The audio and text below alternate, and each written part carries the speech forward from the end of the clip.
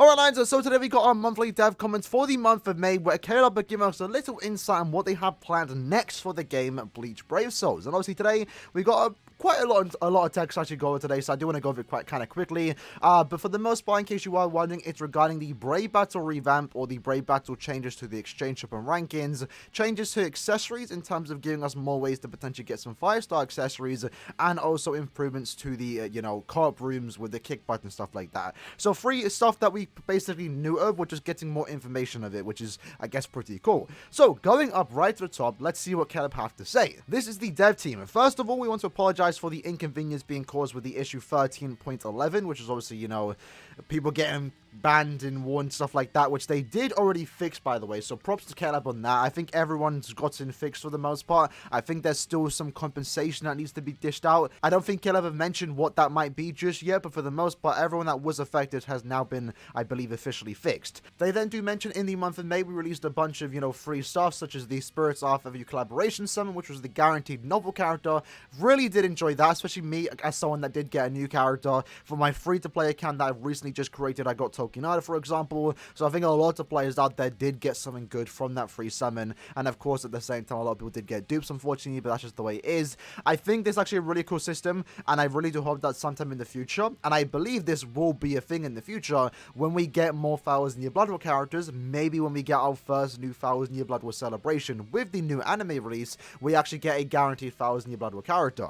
I think it's very valid to say that will happen because the current viewed characters are actually better nowadays compared to the, you know, Thousand Year Blood War characters. So it's not like giving us a guaranteed manga character is something amazing, because most of them are kind of outdated for the most part. So I would gladly love to get something like that. Then they go ahead and mention that there were several elements aimed at beginners players, such as, you know, the beginners kickoff selection and the improvements to the start of the game, which we obviously did cover in the channel already. Again, pretty nice stuff. They then mention that as the 7th anniversary of Bleach Brave Souls is fast approaching, all of us in the dev team are hard at work to ensure that you enjoy what we have planned. So, I mean, it's already expected. The 7th anniversary is in the planning stages. It has already been in the planning stage. Obviously, they have been preparing for it, and, you know, in less than, what, 20 days, lads? 22 days, we are going to be getting the 7th anniversary teaser trailer, so that's something to look forward to. But with that out of the way, now let's go over this month's dev comments. The first one being improvements to the Brave Battle rewards. We received a lot of feedback from users regarding our last month's mention of the adjusting of both Brave Battle Medal Exchange lineup and the Brave Battle rankings. These changes are planned to take place during June, so probably like June 23rd, that's usually when it does happen. And they would like to give us, Discord members, a sneak peek of what they'll be changing. So for the Brave Battle Medal Exchange lineup, they've increased the limit of some items that you can be exchanged, okay, and they're also adding items such as scrolls for every attribute and essence scrolls we added to the lineup. So basically more ways for us to transcend our characters, when now we potentially can transcend more characters per month. I do like that. It is expected. It's nothing too amazing. It's nothing surprising at the very least. What I'm hoping here is, I'm kind of interested what items are going to get increased. I'm kind of hoping the orbs can get increased, so we can get a bit of extra orbs from the exchange shop. I'm not sure what that will actually, you know, be. But what I'm interested here is scrolls.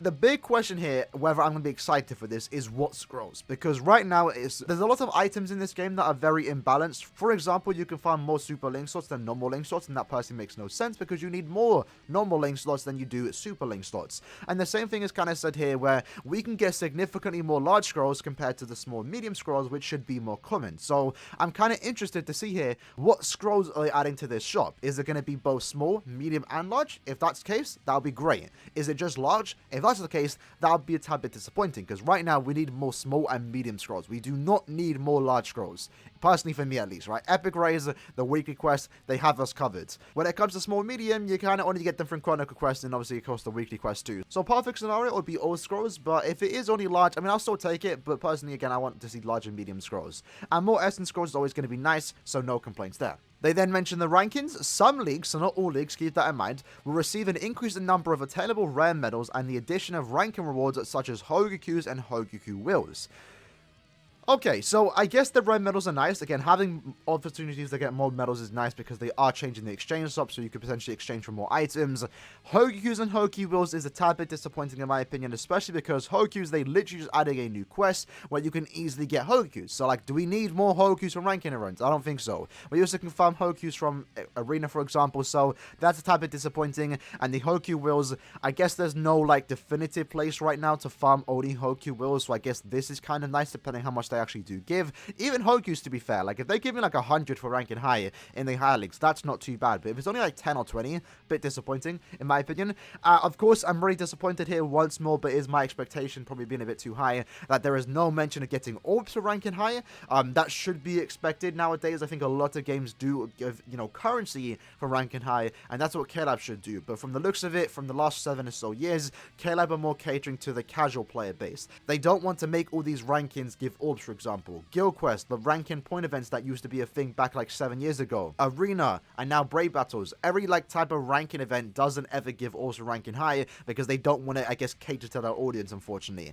I would really like that because it would actually encourage a lot of people to actually play Brave Battles. Same goes for Guild Quest. If you could guarantee that you're going to get a certain amount of orbs for ranking high, I think that would be better for the game. But again, I think KLab want to make this more casual friendly, so you don't have to be encouraged to rank high in Brave Battles, which I guess is also a good thing depending how you look at it. Moving on from that, we have changes to the accessories. So this is kind of interesting. We have received a lot of feedback regarding accessories and a lot of comments regarding the difficulty of getting 5-star accessories. In regards to this feedback, we are planning on providing more opportunities for users to get 5-star accessories, like for example with free accessory summons.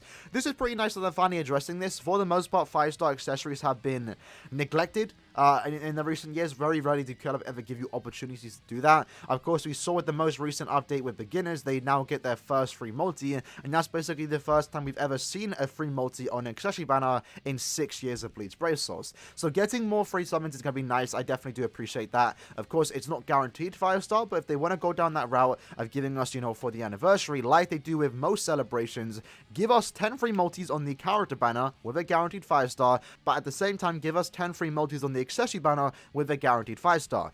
To be honest, 5-star accessories shouldn't be as rare as they are. I think they should be more widely available, like a lot of people have been complaining, and they have obviously, seen that feedback. Now, just in case you're unaware, it does say like, for example, free accessory summons, so they could potentially have more things planned to give us 5-star accessories. The Epic Raids, the Awakened one, does also give a 5-star accessory, but it's not actually like a proper 5-star unique accessory. It's a 4-star evolved into a 5. So since they have acknowledged this, I will hope that sometime in the future we still get more opportunities to get free 5-star accessories, because it'd be pretty nice. I'm surprised they also haven't even updated the banner. I think a lot of people would spend some orbs if you were guaranteed a 5-star accessory in, like, let's say 7 multis, 5 multis even. Give us a step up banner on the accessory banner, and I would summon on it. As someone that spends money, I would summon on it. I don't think a lot of people would, but right now as it stands, the first advice that you give to any new player is to never spend orbs on accessories. And I think for KLab's sake, they should probably change that. Probably make the banner a bit more enticing and give us again more ways to get 5-star accessories. Because I think for most people out there, they aren't spending money in this game to get 5-star accessories. To be honest, you don't even need 5-star accessories. 4-star accessories evolved to 5 stars are enough to get you to do what you want to do. The 5-star accessories like T-sets, T-cups, more so chappies are a bit, more needed. But for the most part, those accessories are just, I guess, a nice quality life to have. If you have them, you're definitely going to use them, and it's definitely going to be better for you, but they're never needed. So I do think KLab should, make it so 5-star accessories are widely more available, and hopefully this can be a step in the right direction. But they do mention here that the dev team will deliver these changes by the time the 7th anniversary begins, so keep an eye out for further news. So this, again, all this, Brave Battle stuff should be happening in June. And as for the free accessories multi, we're not sure when that could happen, but probably for the 7th anniversary, right? That would be my guess.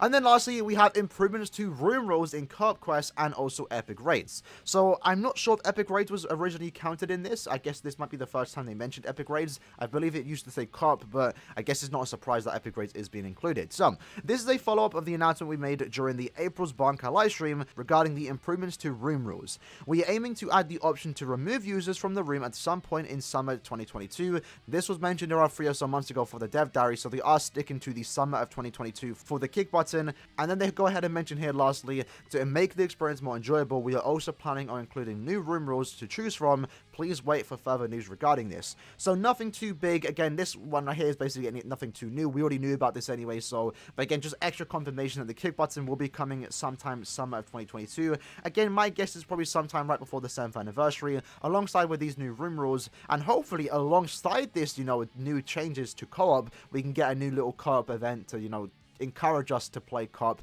maybe even a co-op reset. That's not guaranteed to happen. That's just me speculating. But again, some possibilities, right? We are going to be getting the 7th anniversary co-op event, which happens every anniversary, and hopefully that could be actually a pretty good event to give us some good rewards to go alongside these new changes to co-op. And if that does happen, that'll be pretty exciting. So with that said, that was basically this month's dev comments. Some pretty interesting stuff, all things considered. You know, some stuff regarding the 5-star accessories. We have still a date confirmed for the kick button and the changes to the co-op rooms. And this is our first little insight on what the Brave Battle Exchange will be looking like potentially sometime next month for the month of June. So what I said, hope you guys did enjoy the video. In the comments below, let me know what you guys think about this, what you're most excited for, and I'll see you guys next time. Peace.